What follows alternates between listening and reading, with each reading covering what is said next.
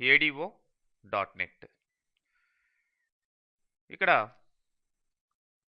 VB.NETలో డేటాబేస్లో ఉన్న డేటాని యాక్సెస్ చేసేదానికి ADO.NETని వాడడం జరుగుతుందండి. ADO అంటే యాక్టివ్ఎక్స్ డేటా ఆబ్జెక్ట్. సో ఈ యాక్టివ్ఎక్స్ డేటా ఆబ్జెక్ట్స్ యూజ్ చేసుకొని ఇక్కడ డేటాబేస్లో ఉండే డేటాని చాలా క్విక్గా యాక్సెస్ చేయగలుగుతుంది. సెక్యూర్డ్గా ఆ యొక్క డేటాని మెయింటైన్ చేయగలుగుతుంది. ఇంతకు ముందర అంటే ప్రీవియస్ వర్షన్స్లో మనం చూసినట్లయితే ఇది మామూలుగా ADO అని ఉండేది. ADO.NET కాదనమాట. సో ADOని రీప్లేస్ చేసే ADO.NET అనేది రావడం జరిగిందండి. అయితే ఫస్ట్లో మీరు గమనించినట్లయితే ఈ ADO.NETకి ముందర ఉన్న యాక్సెసింగ్ టెక్నాలజీస్ గమనించినట్లయితే ఫస్ట్ ఉన్నది DAO, డేటా యాక్సెస్ ఆబ్జెక్ట్స్ అన్నమాట. DAOస్ ఉన్నవి. అయితే అవి లోకల్ డేటాబేసెస్కి మాత్రమే యాక్సెసింగ్ ఇవ్వగలిగేటివి. మరి ఇక్కడ ప్రతిదానికి కూడా బుల్టిన్ జెట్ ఇంజిన్ అనేది ఉండేది. ఈ జెట్ ఇంజిన్ ద్వారా ఆ యొక్క డేటా యాక్సెసింగ్ అనేది జరిగేదన్నమాట. అయితే ఈ యొక్క DAOస్ ద్వారా డేటాని యాక్సెస్ చేయడం చాలా స్లోగా ఉంటుంది. అట్లానే అంత సెక్యూర్డ్గా కూడా ఉండేది కాదు. తర్వాత RDOs అనేటివి రావడం జరిగింది, రిమోట్ డేటా ఆబ్జెక్ట్స్. అలానే ADOs కూడా రావడం జరిగింది, యాక్టివ్ఎక్స్ డేటా ఆబ్జెక్ట్స్. మరి ఇవి రెండు కూడాను క్లయింట్ సర్వర్ ఆర్కిటెక్చర్కి సరిపోయే విధంగా, ఏదైతే మనం client server related database management చేస్తున్నామో అలాంటప్పుడు ఈ యొక్క RDOs, ADOs ఉపయోగపడేటివి. అయితే RDO కన్నా కూడా ADO ఆర్కిటెక్చర్ అనేది చాలా ఎఫిషియెంట్గా వర్క్ చేయడం జరిగింది. కాబట్టి ADOస్నే ఎక్కువగా యూజ్ చేసేవాళ్ళు. అయితే ADOస్లో ఉన్న ప్రాబ్లం ఏంటంటే ADOస్లో డేటా అంతా కూడా రికార్డ్ సెట్ ఆబ్జెక్ట్లో స్టోర్ అయి ఉండేది. అంటే తీసుకొని వచ్చిన డేటా రికార్డ్ సెట్స్గా స్టోర్ అయి ఉండేవి అనమాట. మరి ఈ యొక్క రికార్డ్ సెట్స్లో డేటాని మనం డేటాబేస్లో నుంచి తీసుకొని వచ్చినప్పుడు, అది సర్వర్ నుంచి తీసుకొని వచ్చినప్పుడు క్లయింట్లో అలానే స్టోర్ అయి ఉంటుంది. ఇలా నెంబర్ ఆఫ్ యూజర్స్ ఆ యొక్క డేటాని, డేటాబేస్లో ఉండే డేటాని, సేమ్ డేటాని యాక్సెస్ చేసేటప్పుడు నెట్వర్క్లో ఇది చాలా ఈ యొక్క డేటాబేస్ యాక్సెసింగ్ అనేది చాలా స్లో అయ్యేది. అంటే నెట్వర్క్ ట్రాఫిక్ ఎక్కువ అయ్యేదన్నమాట. మరి డేటాబేస్ యొక్క సెక్యూరిటీ కూడా చాలా వరకు సెక్యూరిటీ ప్రాబ్లమ్స్ అనేటివి రావడం జరిగింది. ఎందుకు? ఇప్పుడు 10 యూజర్స్ ఉన్నారు. 10 యూజర్స్ సేమ్ డేటాని తీసుకెళ్ళి రికార్డ్ సెట్స్లో వాళ్ళ దగ్గరే పెట్టుకుంటారు. సో ఎవరు ఏ డేటాని ఏం చేస్తున్నారు అనేది ఒక ప్రాబ్లం అయితే, అదేవిధంగా స్లో అవ్వడం అనేది జరుగుతూ వచ్చింది.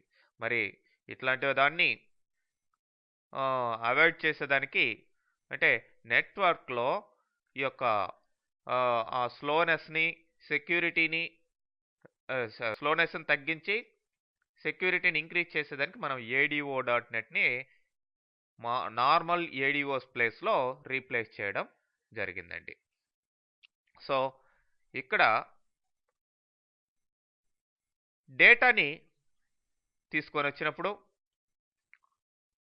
అంటే సర్వర్ నుంచి డేటా ఏదైతే క్లయింట్ రిక్వెస్ట్ చేస్తుందో ఆ డేటా అక్కడి నుంచి యాక్సెసింగ్, అంటే ఆ రిక్వెస్ట్ అయిపోయిన తర్వాత, అంటే ఆ డేటాని అక్కడి నుంచి ఇక్కడికి తీసుకొని వచ్చిన తర్వాత ఈ యొక్క కనెక్షన్ ఏదైతే ఉందో సర్వర్కి క్లయింట్కి మధ్యలో అది కట్ అయిపోతుందండి.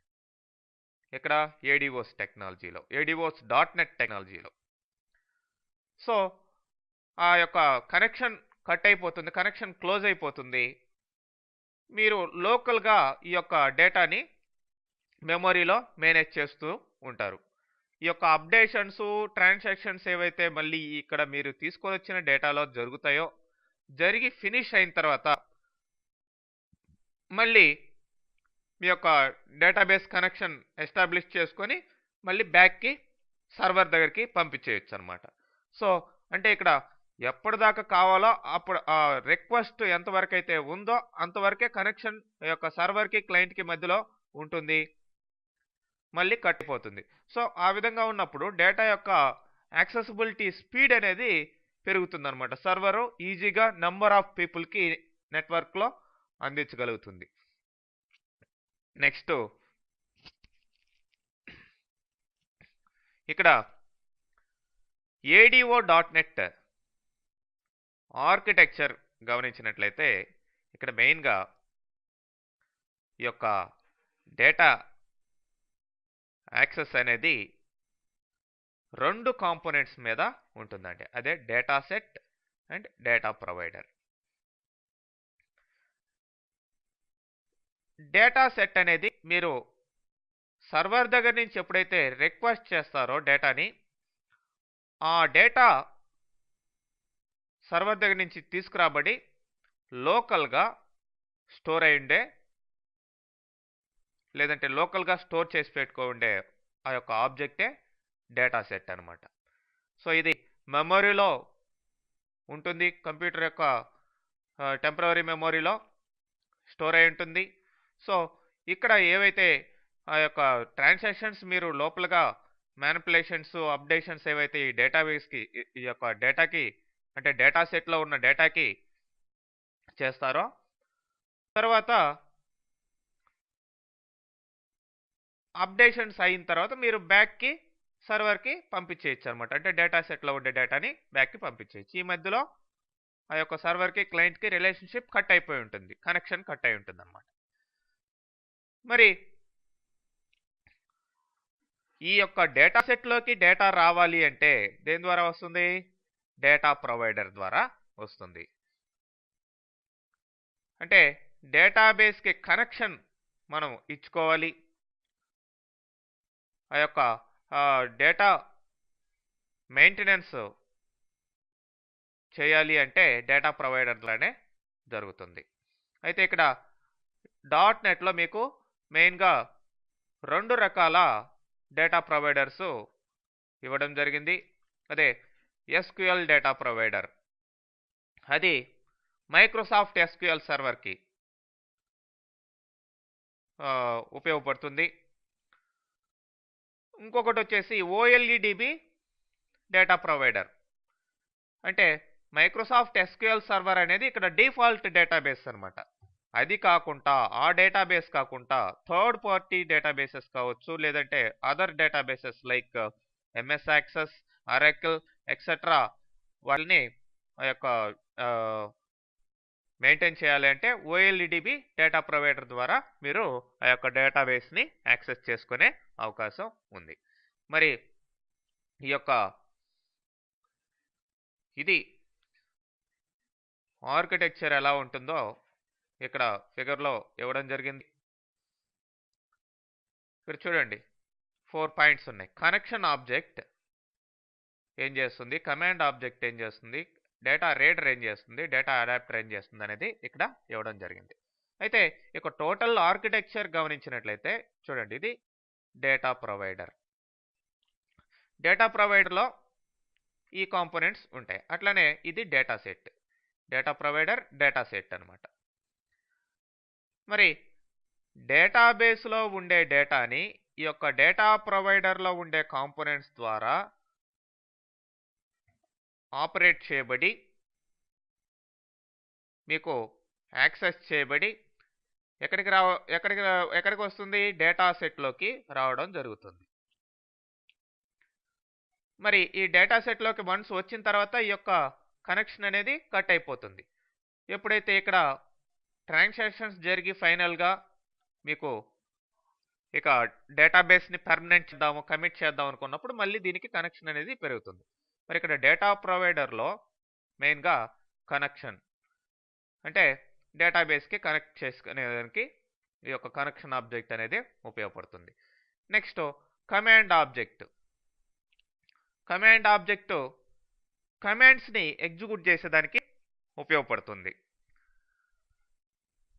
మరి ఈ కమాండ్ని ఎగ్జిక్యూట్ చేసినప్పుడు సింగిల్ రోస్ వస్తే డైరెక్ట్గా ఇదే హ్యాండిల్ చేస్తుంది. అలా కాకుండా నెంబర్ ఆఫ్ రోస్ తోటి హ్యాండిల్ చేయాలి అనుకుంటే డేటా రీడర్ అనేది ఉందండి.